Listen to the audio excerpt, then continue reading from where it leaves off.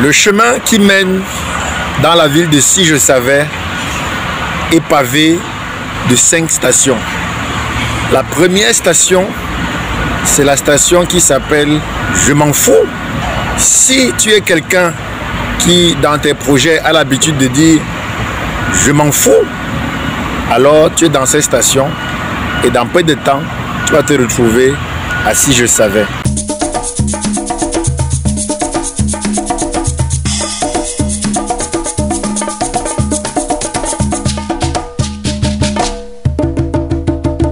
Posez le premier acte des champions. Abonnez-vous, partagez et passez à l'action. Salut les champions, je suis Herman Kenfak, je suis écrivain, designer et entrepreneur et je crois que la créativité, le leadership et l'entrepreneuriat, c'est ce dont la jeunesse africaine a besoin pour construire son émergence, pour construire ce que j'appelle l'aurore africaine.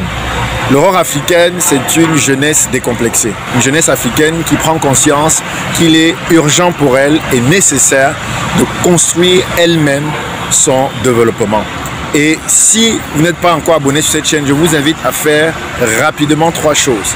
Abonnez-vous, partagez cette vidéo à des personnes que vous connaissez, qui en ont vraiment besoin, qui sont intéressées par la thématique d'éviter l'échec dans leurs projets, dans leurs activités académiques, dans leurs activités professionnelles, dans leurs entreprises, mais qui globalement ont besoin de développer leur créativité, leur leadership et leur entrepreneuriat.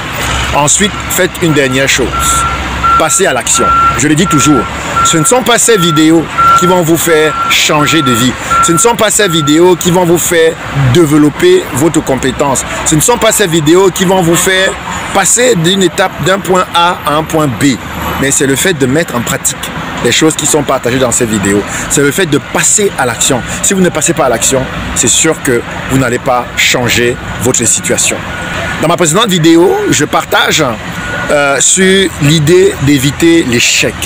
Nous sommes en septembre, c'est la rentrée et rentrée académique, rentrée scolaire, rentrée professionnelle pour ceux qui sont allés en vacances, rentrée à des activités socio-culturelles et politiques, rentrée littéraire pour les écrivains, c'est également la rentrée business pour les entrepreneurs. Donc, et à ce moment, c'est l'occasion de vraiment s'asseoir et de se poser la question, qu'est-ce qu'on veut pour cette nouvelle année qui commence? Qu'est-ce que vous voulez réaliser pour cette année qui commence? Et dans le cadre de cette série de vidéos, je partage avec vous quelques idées, quelques éléments qui, en faisant des recherches et en regardant sur mon propre parcours, j'ai constaté que ces éléments-là sont des signaux que vous êtes en train d'aller vers l'échec. Dans l'une des précédentes vidéos, je dis que la première cause qui vous conduira à l'échec, c'est le fait de ne rien faire pour réussir. Et évidemment, si vous ne faites rien dans le sens de la réussite, c'est sûr que vous allez atteindre l'échec. Et aujourd'hui, je voudrais vous partager la première chose, parmi les 5 points que je voudrais partager avec vous, la première chose qui vous montre que vous êtes en train de fabriquer votre propre échec. Il y a une ville qui s'appelle Si Je Savais. La ville Si Je Savais, personne n'aimerait s'y retrouver. La particularité de la ville de Si Je Savais, c'est que tous les habitants de Si Je Savais s'y sont retrouvés par surprise. La plupart des habitants de la ville de Si Je Savais étaient surpris de se retrouver d'avoir une carte de résidence de la ville Si Je Savais. Y compris même le maire de la ville, y compris les autorités de la ville. Ils y sont finalement restés par complaisance. Parce que finalement, la ville de Si Je Savais est une ville où si on ne fait rien pour en sortir, on y demeure. Et à force d'y demeurer, on devient leader au sens négatif du terme dans la ville de l'échec. Mais pour arriver à cette ville, il y a différents chemins. Et dans le chemin sur lequel je suis en train de vous montrer, qui est l'un des chemins principaux que empruntent tous ceux qui se retrouvent dans la ville de Si Je Savais, alors il y a 5 stations. Vous savez, quand vous prenez la route, que vous soyez au volant ou passager, à un moment donné, vous devez vous arrêter. Ce qu'on appelle soit les stations de repos, les stations pour vous approvisionner, les stations, voilà, c'est les stations pour même essayer aussi de voir est-ce que le chemin que j'ai emprunté est bon. Et la première des stations sur la route qui mène à Si Je Savais, c'est Je m'en fous. Le je m'en foutisme, au début des projets, est une attitude que beaucoup de personnes qui ont échoué témoignent l'avoir vécu.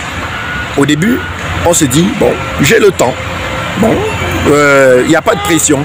Je peux vaquer à mes occupations, je peux me faire plaisir, je peux faire ce que je veux. De toute façon, j'ai une année, j'ai le temps. Ah, tous ceux qui se sont retrouvés à la station de Je m'en fous ont finalement prononcé cette fameuse phrase. Ah, si je savais.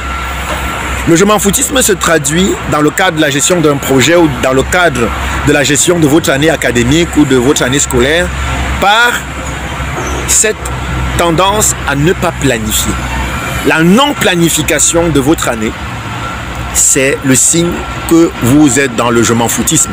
Le je m'en foutisme, ce n'est pas se lever et dire à ses camarades, de toute façon, moi je m'en fous. Je m'en fous de mon année, je m'en fous de ce qui va se passer. Non.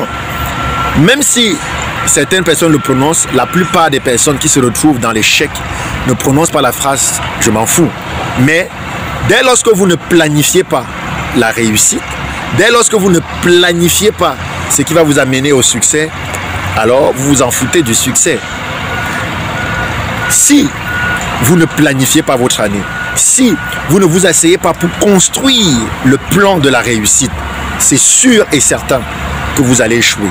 Et même si vous n'échouez pas lamentablement et totalement votre projet et votre année, vous allez échouer le départ, vous allez échouer peut-être certaines transitions, vous allez rater certaines choses et très souvent vous vous retrouvez à la fin avec des lacunes. Posez le premier acte des champions. Abonnez-vous, partagez et passez à l'action. Je voudrais rapidement terminer cette motivation en te donnant 3 choses fondamentales à faire pour planifier la réussite. J'ai un livre qui va bientôt sortir qui s'appelle La méthode Issachar, dans laquelle je parle de la planification décennale et sur laquelle, dans ce livre, je reviens vraiment en détail sur tout ce qui concerne la planification, la vision, tous les éléments qu'il faut savoir. Et j'espère vraiment que ce livre sortira avant la fin de l'année 2023 et que je vous présenterai le livre avec la formation qui va avec. Mais je veux bien vous partager 3 éléments fondamentaux que vous devez absolument faire pour planifier votre année. La première chose, c'est de définir les objectifs. Si vous ne définissez pas les objectifs, vous ne pouvez pas croire que vous allez atteindre ces objectifs-là. Vous ne pouvez pas croire que vous allez atteindre le succès alors que les objectifs ne sont pas définis. Pour ceux qui vont à l'école, vous devez définir par exemple la moyenne que vous voulez avoir en fin d'année. Enfin, avec quelle moyenne veux-tu passer ton examen? 14? Avec quelle mention veux-tu avoir le baccalauréat? Très bien. Tu dois fixer des objectifs clairs. Tu dois également, dans le cadre de tes activités business, définir le chiffre d'affaires que tu veux faire cette année.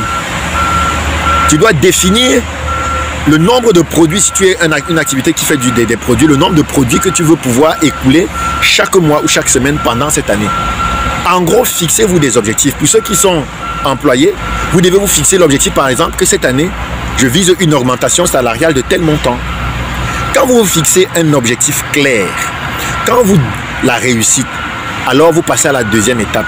Vous faites le plan détaillé des activités que vous devez faire pour atteindre cette réussite que vous avez définie. Et un plan détaillé, si par exemple vous allez à l'école et que l'année dure 9 mois, vous devez avoir un plan détaillé sur 9 mois. Chaque mois, voici l'objectif que je dois atteindre. Voici ce que je dois faire. Voilà les activités que je dois faire. Et ça inclut également les activités à supprimer. Je vais diminuer mes heures sur les réseaux sociaux. Je vais me réserver juste du temps nécessaire pour pouvoir consulter la chaîne des champions. Je vais réserver mon temps pour lire des livres. Et je vais particulièrement lire Aurore africaine qui va m'aider chaque jour, étape par étape, à construire mon engagement pour l'Afrique au travers de mes études, au travers de mon travail, au travers de mon business. Je vais également me donner un réseau de personnes qui croient comme moi qu'on doit travailler pour la réussite. Et une fois que vous avez fait un plan détaillé, donnez-vous le temps et les ressources matérielles, financières, humaines pour chaque activité que vous avez donnée. Parce que si vous définissez des activités qui vont vous mener à la réussite, par exemple, j'ai identifié que j'ai des difficultés en mathématiques et je veux réussir avec au moins 14 suivants en mathématiques. Je sais que l'année dernière, j'ai fini avec 9 sur 20 en mathématiques, mais je dis cette année, j'ai fini avec 14 sur 20. Alors, je dis, mais qu'est-ce qu'il me faut? Soit je me dis, je n'ai pas les moyens pour me payer des cours d'appui pour pouvoir développer mes capacités en mathématiques. Et donc, je vais mettre plus de temps à réviser les mathématiques. Je vais supprimer certaines activités inutiles, ou peut-être utiles, mais pas importantes, pour pouvoir consacrer plus de temps à travailler les mathématiques. C'est de ça qu'il s'agit. Donnez-vous le temps et les ressources pour atteindre les objectifs que vous êtes fixés. Voilà, j'espère que cette interpellation sonnera dans les oreilles de personnes qui entendent et qui comprennent, et qu'ensemble, nous allons planifier. Évitez de vous retrouver dans la ville de Si Je Savais. Je ne connais pas cette ville-là. Quand j'ai entendu même parler de l'existence de cette ville, j'ai prié Dieu, j'ai dit Seigneur, que jamais je ne me retrouve dans cette ville-là. Et j'ai entendu une voix qui m'a dit, alors suis le chemin qui mène à la réussite. Parce que si tu ne suis pas le chemin qui mène à la réussite, c'est sûr que tu vas te retrouver à Si Je Savais.